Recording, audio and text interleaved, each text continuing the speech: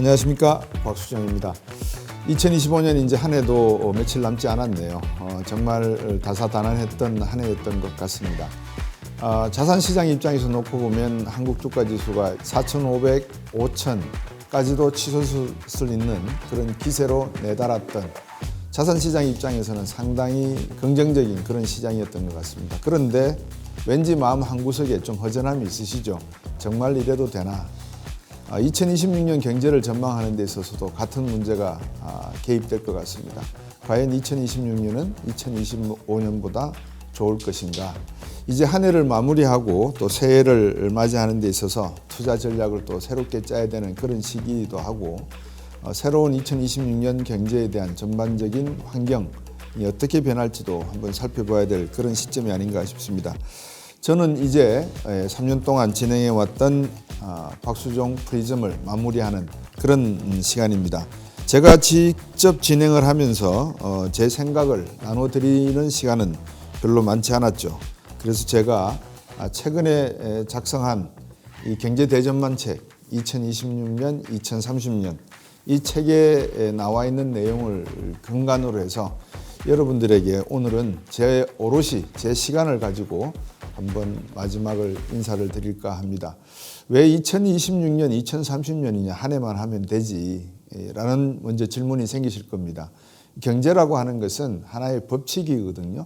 법칙이라는 것이 근시안적으로 스타카토 이렇게 끊어져서 보는 법칙도 있지만, 모든 법칙은 여러분들 살아보시면 아시지만 다 이어져 있지 않습니까?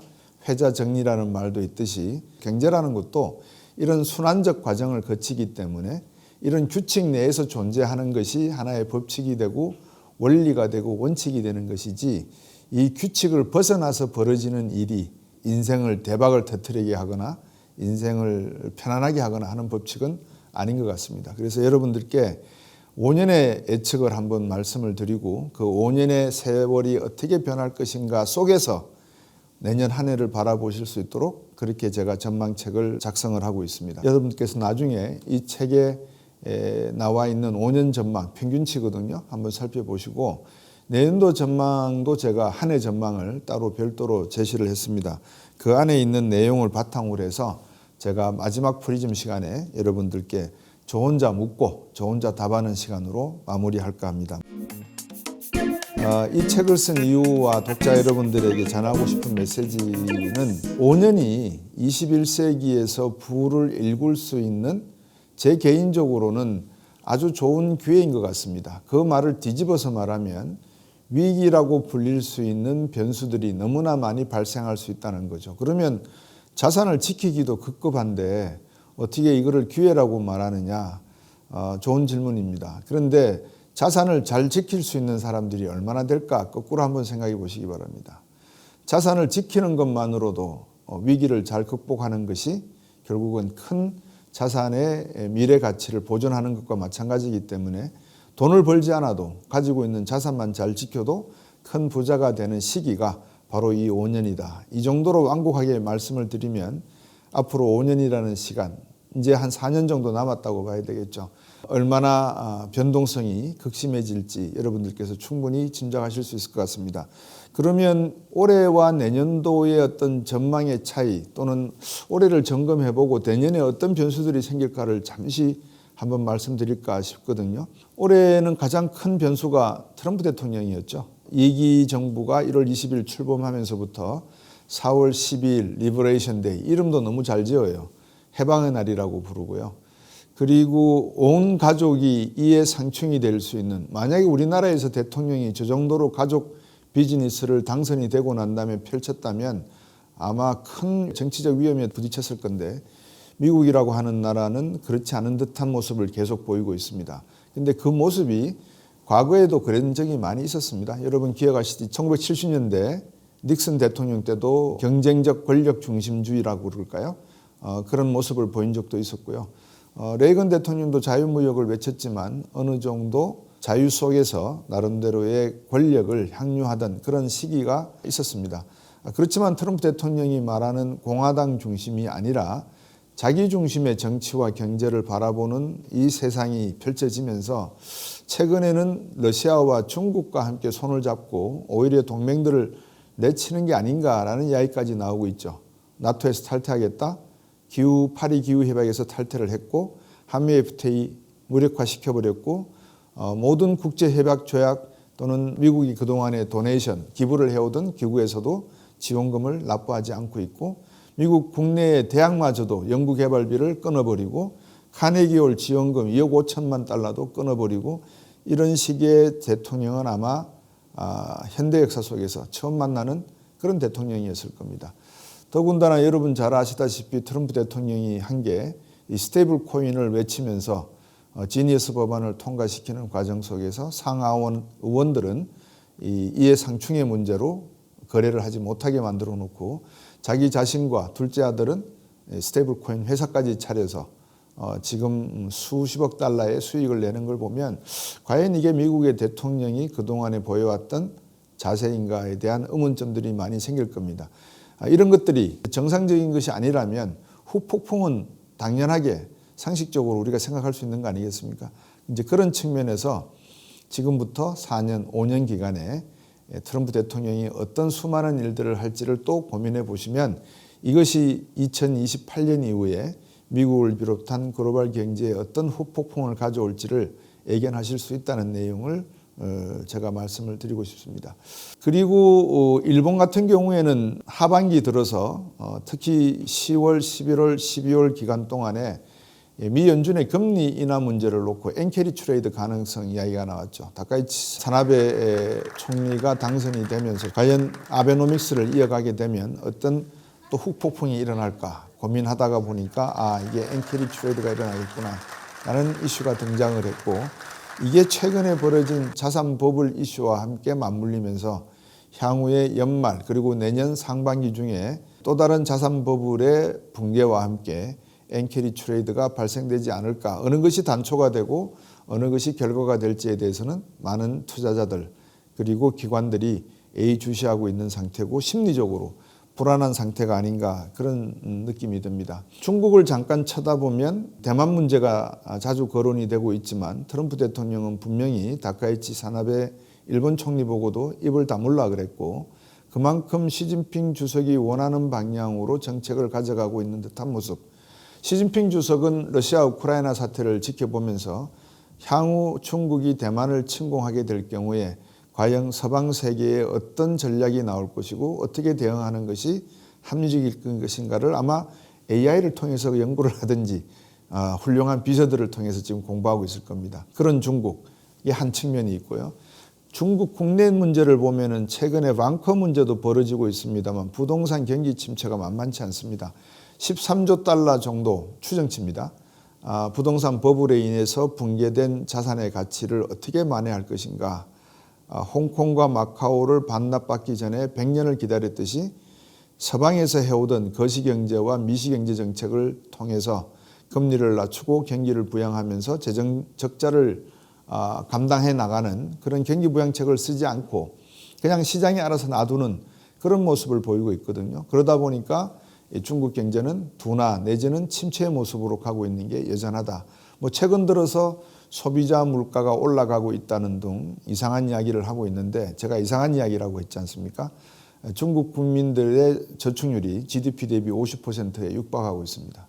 이게 소비자 물가가 올라간다고 하는 이야기는 어떤 이야기인지는 중국 경제 담당자들에게 물어봐야 될 정도입니다. 그래서 중국 경제가 이제는 두 자릿수에서 한 자릿수의 침체 국면으로 들어가고 있다는 것이 분명한 상황. 그 와중에 중국은 미국의 관세 무역 협정이 내년 11월까지 어느 정도 유예가 돼 있지만 지금 이 시간에도 대두를 놓고 중국과 브라질, 미국이 서로 눈치 게임을 하고 있는 그런 상황이 벌어지고 있고 엔비디아의 반도체 칩, 블랙웰이든 H200이든 중국에 공급을 해야 되냐 말아야 되냐 중국은 받겠다 안 받겠다 이런 이야기들을 하고 있는 모습은 여러분 아시다시피 안정적이지는 않은 것 같습니다. 이 문제도 여전히 퀘스천으로 남아있을 것 같고요. 마지막으로 러시아와 유럽을 말씀을 드리면 미 대통령, 트럼프 대통령이 나토 빠지겠다라고 이야기를 자주 하고 있고요. 유럽을 놓고 쇠퇴하는 국가들이라고 직접적으로 혹평을 해버렸습니다. 정상이 할 수 있는 그 정무적인 언어의 수준이라는 게 있습니다. 프로토콜이 있는데요. 대통령의 입에서, 그것도 미국이라고 하는 글로벌 리더격인 대통령의 입에서 쇠퇴하는 국가들이라고 하는 말은 우리가 평상시에 하는 말로는 쓰레기들이다, 이런 표현과 같다고 저는 생각이 되거든요. 이제 그런 입장에서 미국이 유럽에게는 더 이상 돈을 내지 않겠다. 이런 모든 것을 종합해 보면 언론에서 이야기하듯이 푸틴 대통령과 시진핑과 트럼프 대통령이 손을 잡고 우리는 모두 경쟁적인 권력주의를 지향하는 사람들이다 라고 표현하는 듯한 그런 느낌이 듭니다. 과연 이런 체계가 앞으로 4년 동안 더 지속이 될 건데, 그 와중에 미국 국내의 상황은 대통령의 지지도는 38%, 그리고 2026년 11월 달 중간선거, 이런 모습을 보면서 과연 공화당은 어떤 생각을 하고 있을까? 그리고 민주당은 게빈 뉴섬 캘리포니아 주지사를 중심으로 단일화될 수 있을까? 여러 가지 정치적 이슈도 등장할 수 있는 그런 시대가 된 것 같습니다. 한 5가지 정리를 해드리겠습니다. 첫 번째는 AI 자산 버블의 문제에 관심이 있으실 거고, 미국이 내년에 금리 인하를 몇 번 할 것인가, 과연 연준 의장은 헤셋 국가경제위원회 위원장이 될 것인가, 워시 전 연준 이사가 될 것인가, 아마 궁금해하실 건데 트럼프 대통령 머릿속에는 후자가 아마 머릿속에 들어있는 것 같이 들리기도 합니다. 그리고 금리 인하 몇 번 할 것까지 문제가 하나의 미국의 중요한 문제가 있고요. 두 번째는 아무래도 이제 중국 경제로 가야 되겠죠. 경제 둔화가 언제까지 이어질 것인가, 왕커의 부동산 개발 기업의 부실화 이후에 더 부실화는 없을 것인가, 저는 그렇게 보지는 않습니다. 더 있을 것 같고요. 중국 경제는 잃어버린 30년의 스타트를 이미 5년 전에 끊었다고 생각을 하고 있습니다. 세 번째는 일본 엔캐리 트레이드인데요. 제가 이 점은 몇 번 말씀을 드렸습니다. 제 생각은 이렇습니다. 여러분이 1% 금리에서 돈을 빌리셔서 미국 시장과 신흥국 시장에 투자를 하셨다고 가정을 해보죠. 여러분들이 적어도 10% 이상 지금 수익을 내고 계시는데 어느 날 일본 중앙은행 총재가 금리를 2%로 1%포인트 올리겠다라고 가정을 해보시죠. 그러면 한쪽에서는 10%, 20% 이렇게 수익을 내고 있는데 1% 금리 올렸다고 내가 돈을 다 찾아가지고 빚 갚으러 일본 시장으로 가져가야 될까요? 왜냐 그러면 엔화도 고민을 해야 되거든요. 환차손이 있으니까. 이제 그렇게 되면 환차손에서 발생되는 손실률, 그리고 주식시장에서 발생되는 수익률, 그리고 금리의 인상 정도, 이런 것들을 비교하다 보면 엔캐리 트레이드가 파격적으로 발생할 것인가, 이 질문을 물어봐야 될 것 같습니다. 그 문제가 일본의 경우에는 엔캐리 트레이드 문제로 남아있는 것 같고요. 그 다음에 네 번째 문제는 주요 정부들이 지금 온통 재정 적자입니다. 대한민국 같은 경우에는 GDP 대비 50% 근처에 있고 OECD가 인정을 하고 IMF가 인정하는 재정 건전 국가다, 이런 표현들을 쓰는데요. 주변에 있는 나무들이 다 말라 죽고 있는데 우리만 독야청천할 수 있을까라는 질문도 던집니다. 뭔가 땅의 토양이 바뀌고 있고 산이 무너지면 결국 다 쓸려 내려가는 것은 뻔한 거 아니겠습니까? 그래서 우리나라가 앞으로 재정 문제를 어떻게 해야 될 것인가의 문제도 중요하지만 세계 주요국들의 재정 적자 문제가 어떤 파국을 가져올 것인지, 어떤 결과를 가져올 것인지에 대해서도 우리 정부는 전략적으로 고민을 해둬야 될 시점인 것 같습니다. 마지막으로 말씀드릴 것은 제가 늘 외부에서 강조하고 있는 지점인데요. 팬데믹 이슈입니다. 빌 게이츠 멜린다 재단이 늘 강조하고 있는 게 기후변화와 북극의 얼음 이야기입니다. 빙하기 때 북극의 빙하 두께가 약 4km 정도 됐다고 합니다. 여러분 북유럽을 여행하신 분들은 이해를 하실는지 모르겠는데 피오르드 해안을 가보시면 빙하가 깎고 지나간 그 절벽의 높이가 수백 메다 되는 것도 있지 않겠습니까? 그 정도의 높이를 깎았다고 하면 빙하가 두께가 어느 정도인지 여러분께서 충분히 짐작하실 수 있을 것 같습니다.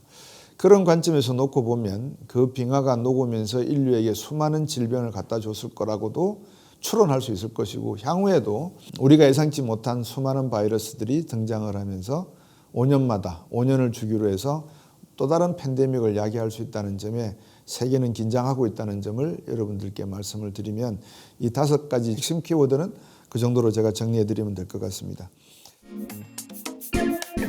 2026년 트럼프 정부의 긍정과 부정을 제 나름대로 한번 생각을 해보면요. 긍정적인 측면은 금리 인하죠. 부정적인 측면은요. 금리 인하에 따른 자산 버블이죠.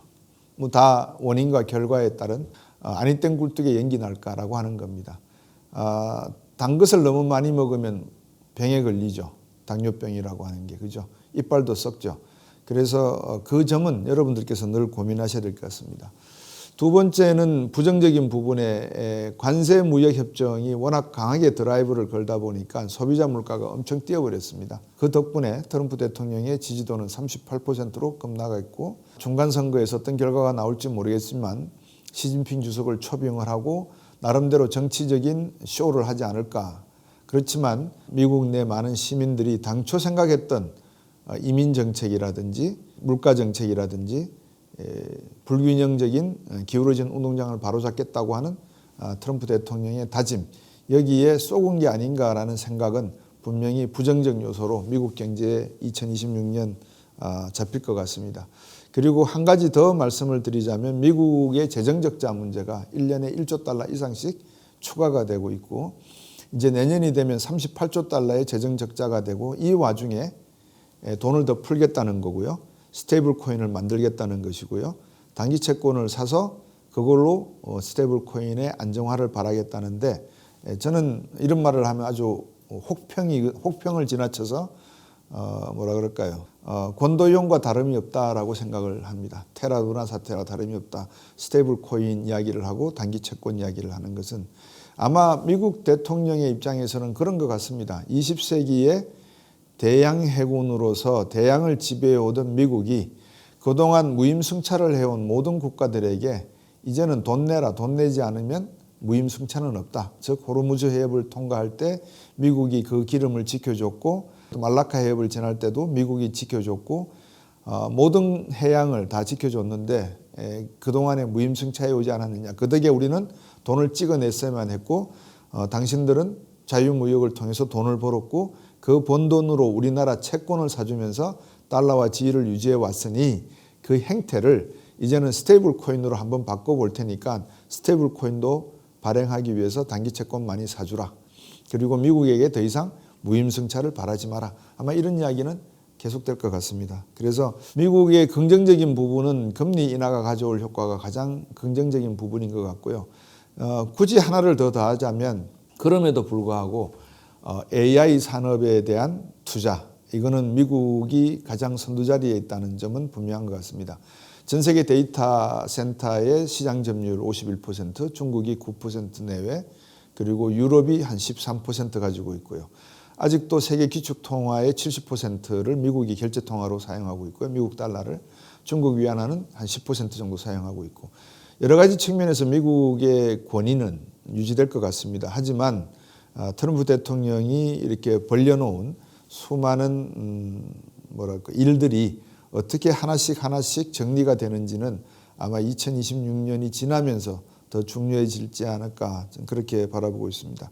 그래서 2026년은 AI의 인프라 투자에 대한 집중화, 그리고 돈 풀기, 그리고 소비자 물가의 상승, 노동시장 문제의 어느 정도 안정화, 이런 것들을 감안한다면 긍정과 부정이 여기에서 섞여 나올 것 같고, 아무래도 2026년은 미국에서 다양한 M&A 사건들이 많이 일어날 것 같습니다. 왜냐하면 오픈 AI와 연계되어 있는 엔비디아, 코아위브, 브로드컴, 오라클, 그리고 구글과 연계되어 있는 마이크로소프트, 애플, 이렇게 각자 도생을 하고 있는 또 다른 하나의 그 AI 그룹들, 이런 그룹들이 수많은 플랫폼들을 만들어내면서 소프트웨어의 경쟁과 AI 산업의 경쟁이 이루어질 것이다. 문제는 일전에도 말씀을 드렸습니다만 미국의 에론 머스크에게 물었습니다. 왜 AI를 하느냐. 에론 머스크의 답이 미래의 노동시장의 평등을 위해서. 샘 알트맨에게 물었습니다. 당신은 AI를 왜 하려고 하느냐. 암을 극복하기 위해서. 중국에게 물었습니다. 당신은 왜 AI를 하느냐. 세탁기를 잘 만들기 위해서. 9월 말부터 시작이 되는 북경의 휴메노이드 경연대회를 여러분들께서 한번 시간이 나시면 참관을 해보시기 바랍니다. AI의 끝은 휴메노이드가 될 가능성이 높아 보입니다. 그 작업에 있어서는 중국이 훨씬 앞서 있다는 그런 평가가 있기 때문에 지금 미국의 긍정적인 평가, AI의 데이터 센터의 시장 점유율이라든지 반도체 칩이라든지 그리고 기술력에 비해서 그거를 상업화하고 응용화시킬 수 있는 측면에서는 중국에 뒤처질 가능성도 있다는 점이 긍정과 부정, 희비가 엇갈리는 그런 측면이 아닌가 싶습니다. 이것이 중국과의 갈등 경쟁과 구도의 핵심일 것 같습니다. 14억이라고 하는 인구, 규모의 경제가 되고 있죠. 규모의 경제는 범위의 경제를 가지게 되고 범위의 경제는 밀도의 경제를 가지게 됩니다. 여기서 밀도의 경제라고 하는 것은 질을 말하는 거고요. 규모의 경제라고 하는 것은 양을 말하는 겁니다. 그래서 양이 처음에는 막 공급이 되다가 저가로 나중에 이 저가의 양의 상품에 익숙해지기 시작하면 이 회사들도 이제 경험이 축적되다 보니까 질적인 생산품으로 바뀌게 되거든요. 이제 중국은 질적인 상품으로 바뀌는 그런 시기에 접속이 되어 있는 것 같습니다. 그런 측면에서 놓고 보면 트럼프 대통령이 말하는 제조업의 복원, 이것이 시급한 것을 느낀 것은 당연하지 않을까 그런 생각이 듭니다. 그런데 미국이 제조업을 복원하기 위해서는 일단 노동력이 있어야 되거든요. 노동력도 여러분 아시다시피 숙련과 비숙련이 있습니다. 그동안에 미국의 많은 비숙련 노동은 이민자들에 의해서 공급이 되어 왔거든요. 그것이 불법이든 합법이든. 근데 트럼프 대통령의 현재 이민 정책을 놓고 보시면 글쎄요. 미국의 제조업이 부활될 수 있을까? 왜냐하면 예를 들어서 LG 배터리 공장을 미국 현지에서 짓겠다 그러면 협력업체들이 가서 같이 공사를 해야 되거든요. 그러면 그 업체들이 내는 임금은 우리나라에서 지급하는 임금의 한 1.5배 이상이 된다고 합니다. 그러니까 노동비가 상당히 비싸지기 시작할 것이고 제조업의 경쟁력은 중국에 비해서 떨어질 것이다. 그동안 미국은 어쨌든 간에 이 비숙련 노동자들로 인해 가지고 골디락스 경제를 경험해 오고 있었는데 이제는 그런 시대는 없어질 것 같습니다. 자, 이제 미국이 이런 곤란함을 겪어가는 과정 속에서 그래도 제조업의 공급 사슬, 가치 사슬을 유지하겠다라고 하는 트럼프 대통령의 기본적인 뜻은 이해가 되는데 그것을 이행해 가는 과정이 너무나 잘못되었지 않나 하는 생각이죠. 그런 전반적인 내용들을 트럼프 대통령에게 자문하거나 조언하는 바른말 하는 사람이 참모에 없는 것 같다. 2기가 출범하면서 많은 참모진들이 트럼프 대통령이 원하는 내용을 가지고 정책을 그대로 마치 비서처럼 시키는 대로 하는 사람들만 모여 있는 것이 아닌가 하는 생각입니다. 특히 내년도 5월부터 임기가 시작될 미 연준 의장의 헤셋 국가경제자문위원장이 추천이 되든 워시 이사가 추천이 되건 간에 워시 이사가 아마 당선될 가능성이 높다고 말씀드렸지 않습니까? 트럼프 대통령이 1% 내려라 그러면 아마 1%포인트 내릴 겁니다. 내리려고 할 겁니다. 물론 12명의 공개시장위원회 위원들이 그렇게 투표는 하지 않겠지만은 연준 의장이 그런 생각을 가지고 있다는 것이 미국 경제에게는 상당히 위험스러운 요인이 되지 않을까 그렇게 생각이 되고 있거든요. 0.5%나 0.75%포인트로 만족할 트럼프 대통령은 아닌 것 같다. 그렇게 판단이 됩니다. AI는 버블인가 버블이 아닌가. 이제 그 자산 시장에 있어서 심리가 어떻다고 생각하십니까, 여러분? 지금 여러분들 투자를 하시면서도 버블입니까 아닙니까 궁금해 하시는 이유가 뭘까요? 1번 하도 언론에서 버블이라고 떠드니까 버블인가 아닌가 궁금하다. 2번 버블인 것 같아서 걱정이 된다. 언제 빠져나와야 될지 어떻게 알 수 있느냐. 3번 버블이 아닌데 자꾸 버블이라 그러니까 당황스럽다. 4번 나는 버블이 아닌 것을 확신하고 2020년에도 나는 공격적인 투자를 계속할 것이다. 여러분은 1, 2, 3, 4분 중에서 어느 걸 고르시겠습니까? 많은 분들이 아마 1번 아니면 2번에 걸려 있을 겁니다. 언론에서 이야기를 하니까 버블인가? 최근 미 언론에서 그런 기사가 나왔습니다. 닷컴 버블 당시에 닷컴 버블의 최대 자산 버블의 퍼센테이지가 2638%였습니다. 지금 AI 버블의 버블률이 한 520% 정도 넘고 있습니다. 그러면 아직까지 5배 더 작잖아요. 더 만들어지든지 2600% 정도 하든지 아니면 1500%나 1000% 정도에서 한번 터지든지 둘 중에 하나 아니겠습니까? 저는 개인적으로 버블이 아닌 것 같거든요. 왜? 초기지 않습니까? AI. 여러분 자영업자도 그렇고 소상인도 그렇고 제가 떡볶이집을 하겠다. 또 미장원을 하겠다. 하면 뭐부터 하시죠? 인테리어부터 하시잖아요. 그게 초기 투자 비용 아닙니까? 그러면 인테리어 비용에 수리비에 3천만 원, 5천만 원 들어가잖아요. 지금 그 작업이 벌어지고 있는 거거든요. 그 다음에 인테리어도 하고 이제 새로 축 개업을 했을 때 얼마나 많은 손님들이 들어오는가는 그 주방장의 손맛에서 나오고 주인의 손맛에서 나오잖아요. 그 기술, AI 기술이 과연 많은 손님들을 끌 수 있을 것인가 없을 것인가가 문제인 것이지, 지금 투자가 이루어지는 것을 보고 버블이다, 버블이 아니다라는 것은 저는 너무 초기인 것 같아요. 그래서 언론의 말에 저는 전적으로 동의하지 않고 있고요. 개인적으로는 지금 일어나고 있는 이 소위 말해서 매몰 비용에 대한 투자는 불가피한 거다. 단지 이 매몰 비용 투자에 있어서 벌어지고 있는 경쟁, 이게 심각한 거죠. 왜냐하면 오픈 AI가 살아남을까? 구글이 살아남을까? 아니면 애플은 어떻게 할까? 메타는 어떻게 할까? M7이 있는데 AI 시대가 되면 M7이 각자 경쟁을 할까요? 아니면 M7이 M2나 M3로 축소가 될까요? 축소되는 과정을 겪지 않을까요? 그러면 M&A가 일어나겠죠. 그 M&A가 내년에 일어날까요? 아니면 내후년에 일어날까요? 이런 것들을 여러분들이 고민해 보시면 지금 당장은 AI 버블이 아닌 것 같아요. 이거를 버블이라고 하기보다도 초기 투자에 덤벼드는 사람들이 많다. 시장이 경쟁적으로 벌어지고 있다. 이렇게 표현하는 것이 옳은 것 같고요. 버블이라고 하는 것은 모든 기업들이 다 AI를 시작했는데 모든 기업들이 비슷한 수준으로 기술력이 갖춰져 있다. 이건 버블이 되죠. 이제 그 시기는 앞으로 한 2, 3년이 지나야 되지 않을까, 그렇게 판단이 됩니다. 제가 미국의 스태그플레이션을 자주 말씀을 드렸는데요. 스태그플레이션의 정의부터 말씀을 드리면 물가는 높고 성장은 낮은 거 아니겠습니까? 트럼프 대통령의 관세 무역으로 인해서 미국 소비자 물가가 장난이 아니라는 말씀을 제가 드렸죠. 우리나라도 마찬가지죠. 지금 우리나라 성장이 0.9%인데요. 대한민국 통계청은 저 믿지를 않습니다. 죄송합니다만. 왜냐하면 소비자 물가가 2%래요.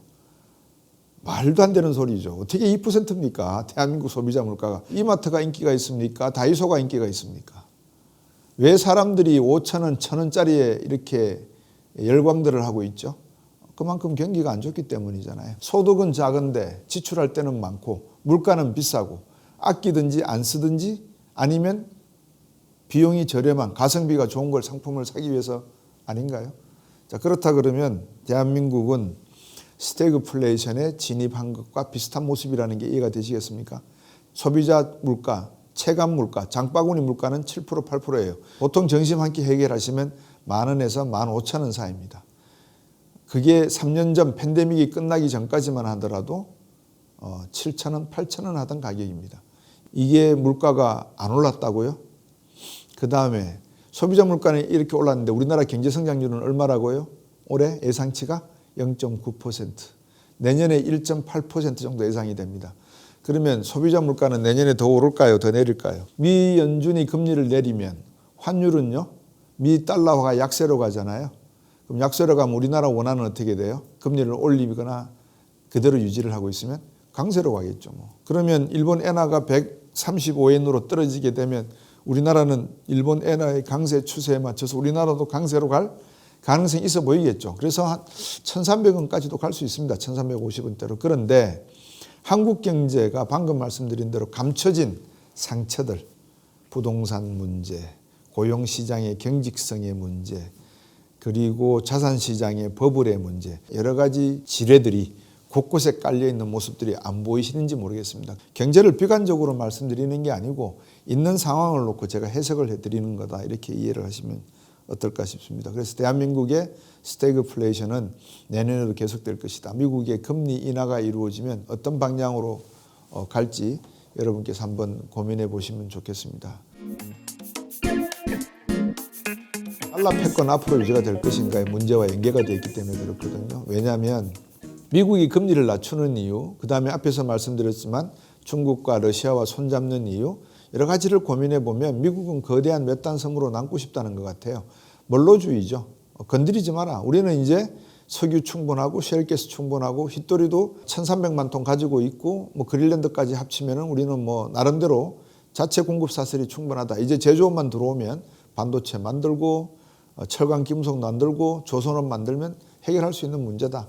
이 정도 미국이 생각을 하고 있고, 대양에서 벌어지고 있는 해적선들과의 경쟁은 이제 대한민국도 구축함 보내서 대한민국이 수입 수출하고 있는 여러 가지 상품들을 바지선이나 벌크선이나 여러 가지 배들, 석유 수송선, LPG선을 이제 스스로 보호하고 다녀라. 그러면 어떻게 하시겠습니까, 여러분? 이제 그런 측면에서 미국이 달러와의 패권을 강조하고 있다는 것으로 이해를 하셔야 됩니다.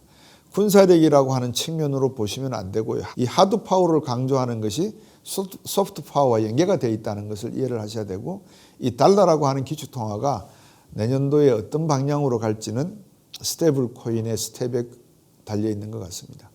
그래서 제가 많은 분들에게 스테이블 코인을 조심하시라고 말씀을 드렸고, 우리나라의 학자분들 중에서도 통화주권 또 암호화폐 주권 등등을 이야기하시면서 스테이블 코인을 만들어서 한국은행이 나가야 된다 이런 말씀을 하시는데, 스테이블 코인의 그 시작과 끝, 원인과 결과에 대해서 트럼프 대통령이 어떻게 일을 하고 있는지를 살펴보시면 이 스테이블 코인이 과연 세계의 하나의 안정된 자산으로서 정착할 수 있을지는 저는 개인적으로 의문입니다. 왜?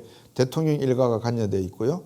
수많은 불법 거래를 했던 친구들, 무기징역에 있던 친구들을 다 사면해줘서 이 스테이블 코인 작업에 참여하게 하고 있고요. 최근에는 청풍차오까지 사면시켰지 않습니까? 그러면 권도영도 좀 사면시켰으면 좋겠어요. 테라 루나라고 하는 그 처음으로 만든 스테이블 코인의 개념을 권도영의 아이디어가 있었으면 상당히 좋았지 않겠습니까? 대한민국이 구명운동을 해도 어떨까 싶은 생각입니다. 비꼬는 겁니다. 이 내용은. 그래서 미국은 기축통화 지위를 유지하고 싶다는 트럼프 대통령의 열망, 지난해 11월 3일 날 위스콘신 대통령 유세에서 이야기했던 것, 미국의 기축통화 지위를 유지하고자 하는 데 있어 지지하지 않는 국가들에게는 100% 관세를 부과하겠다라고 하는 그 메시지가 스테이블 코인이라고 하는 것으로 왜곡되어 있다는 점에서 특히 상원 하원 그 누구도 입도 뻥끗 못하고 수많은 트럼프 대통령의 반대 세력이었던 일기 당시의 참모들에까지 수사가 벌어지고 있고, 많은 공무원들을 해고시켰고, 이런 막강한 대통령의 권력을 유지하고 있는 트럼프 대통령에게 이런 방구 말을 못하고 있는 미국을 바라보면서 저는 개인적으로 좀 섭섭함을 갖고 있는 그런 입장이다라는 말씀을 드리겠습니다. 제가 우려하는 시나리오는 미국이 이렇게 이제 내부적으로 문제를 안고 있고 스테이블 코인의 심각성을 안고 있고, 중국이 협조한다 그러면 대박이겠죠. 우리가 하는 말로, 그죠? 그렇지만 중국이 협조할 것 같지는 않습니다. 중국은 스테이블 코인에 협조를 하면 자기의 패권을 영원히 잡을 수 없게 된다는 걸 뻔히 알거든요. 중국은 어떤 입장이냐는 말씀을 제가 앞에서도 드렸습니다만, 내년에는 시진핑 주석이 2027년 네 번째 임기를 연장할 수 있는 마지막 기회의 해가 될 것 같아요. 그런 의미에서 보면 최근에 월스트리트든 뉴욕타임즈, 워싱턴 포스트 할 것 없이 중국의 대만에 대한 침공 가능성 시나리오를 구체적으로, 월스트리트저널 같은 경우는 인공위성을 직접 입수를 해서 분석을 한 기사를 내보내기도 했습니다. 115마일 떨어진 본토와의 거리에 있어서 어떤 시나리오를 거쳐서 대만을 침공할 것인가. 먼저 미사일 공격할 것이다. 그 다음에 병창기지를 확보하기 위해서 항구를 점령할 것이다. 그리고 그 병창기지 항구를 기준으로 해서 일주일 안에 대만을 점령하는 전력을 쓸 것이다. 그럴 경우에 과연 미국은 어떤 자세를 취할 것인가? 트럼프 대통령 관심 없다. 일본 방어하겠다. 트럼프 대통령 일본에게 하는 말, 너희들이 어떻게 혼자서 방어한단 말이야? 군대도 없으면서. 일본, 우리 그러면 헌법 바꾸고 우리도 군국주의화 하겠다. 미국이 도와주지 않는다는데, 그러면 우리는 남쪽으로 이오지마 섬과 오키나와가 대만과 걸쳐 있고 북쪽으로는 홋카이도가 있어서 러시아와 접하고 있는데, 이 국경선에서 우리를 방어하지 않게 된다면 누가 방어해 주냐? 미국이 방어 안 해준다는데, 그럼 우리도 개헌하겠다. 뭐 이런 입장들이 막 만들어질 가능성이 있습니다. 그래서 미국은 지금 현재 대만에 대해서 트럼프 대통령의 입장은 민주당 정부보다도 상당히 친중적인 그런 발언들을 내놓고 있다. 그 의미가 뭘까를 우리가 한번 고민해 봐야 될 것 같아요. 만약에 대만을 넘겨준다 그러면 사실 중국으로서는 남중국해, 말라카 해협부터 시작을 해서 남중국의 일대 서해 앞바다까지 중국의 앞바다로 이제 사용할 수 있거든요. 1도련선을 갖게 되는 겁니다. 중국의 궁극적인 목적은 미 함대를 하와이까지 밀어내는 거죠. 3도련선까지 나가라는 거였거든요. 과연 그렇게 될지는 모르겠지만 중국의 야망은 그렇다는 거 말씀을 드리고요. 미국은 그렇게 생각할 겁니다. 인도양에서 막으면 된다. 간다르 제독인가요? 바로 말라카 해협 들어가기 전에 인도양에서 싱가포르, 말레이시아 반도, 그리고 인도네시아의 그 사이를 지나가기 전에 인도양에 있는 그 제도에서 미국과 인도가 함대 훈련도 하고 그러거든요. 아마 미국은 뭐 최후에 그거라도 보존을 하면 우리는 안전하지 않을까 그렇게 생각할 수도 있는데 제가 볼 때는 어린애 불장난일 것 같은 생각도 듭니다. 그래서 중국이 대만을 침공할 수 있는 문제는 대만 총통선거 그리고 뭔가는 트리거가 만들어져야 될 겁니다. 대만 총통선거를 앞두고 자극을 한다든지 또 중국 시진핑 주석이 이상한 일을 벌리면서 대만 근해에서 대만 항공기와 뭐 싸움을 한다든지를 핑계로 대어서 대만 침공 시나리오가 나는데 그 시작점은 중국이 대만을 침공하는 점이 아니라 중국이 괌이나 알래스카에 있는 미군 기지의 레이더 시설을 교란한다든지 전자전부터 시작이 되겠죠. 아니면 한반도에서 어떤 변수가 발생한다든지 하는 여러 가지 일들이 일어날 수 있다는 점도 사전에 선제적인 전술이라는 점에서 이해를 하시면 좋겠습니다. 결국은 이제 대한민국이 이런 문제들을 고민하는 것은 정치, 경제, 외교적으로 대한민국이 더 이상 성장할 수 없는 상황이면은 이제 대한민국은 어떻게 되죠? 안 되지 않습니까? 그래서 우리도 더 살아야 된다. 더 우리도 발전을 해야 된다. 뭐 그렇게 우리가 목적을 가지고 향후 대책을 세워야 될 것 같습니다. 간단하게 말씀을 드리면 대한민국의 방향성은 제가 앞에서도 잃어버린 30년이라고 했습니다만 김영삼 정부 때 IMF 외환위기를 겪고 난 뒤에 3년, 2년 만에 외환위기를 극복했다라고 하는 정부가 들어서서 한 것이라곤 대우 정리하는 것이 하나였고요. 그리고 카드 대란 사태가 있었고요. 소비를 부양하겠다 그러면서 그리고 노무현 정부가 들어와서 한미 FTA를 체결했고 그래도 경제가 마음에 들지 않고 부동산 대책으로 부동산 가격이 폭등을 오히려 하니까 경제 대책 세워달라고 중산층들이 이명박 정부를 지지를 했었습니다.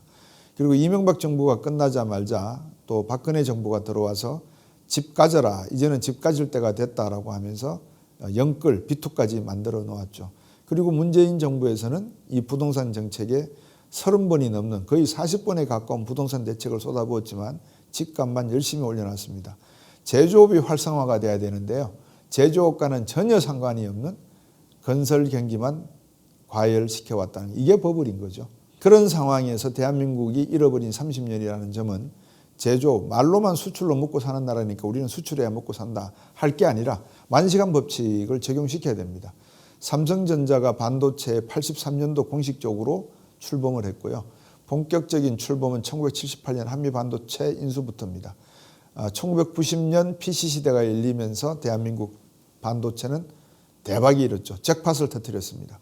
그리고 지금까지 스마트폰으로 이어져 오면서 계속해서 한국 메모리 반도체는 부가가치율은 얼마 되지 않습니다만 100원에 팔아서 20원, 30원 남겨먹는 메모리 칩이지만 워낙 수요가 많으니까 대한민국이 1인당 국민소득이 36,000불, 구매력 지수로 표현하면 거의 39,000불에 이르는 일본을 능가하는 수준으로 올라왔거든요. 제조업입니다, 이게. 근데 앞으로 10년 동안 우리가 뭘 먹고 살지, 20년 동안 미래 세대는 무엇을 추구할 것이지 라고 뒤를 돌아보면서 만시간의 법칙, 즉 10년 동안 한 게 뭐 있지를 살펴보면 열심히 부동산 가격 올려놓은 것밖에는 해놓은 게 없거든요. 그러면 대한민국 경제가 잘 되기를 바라는 것은 버블이죠. 심리적 버블입니다. 그래서 제가 이거는 부정적인 어떤 경제적 시각이 아니고요.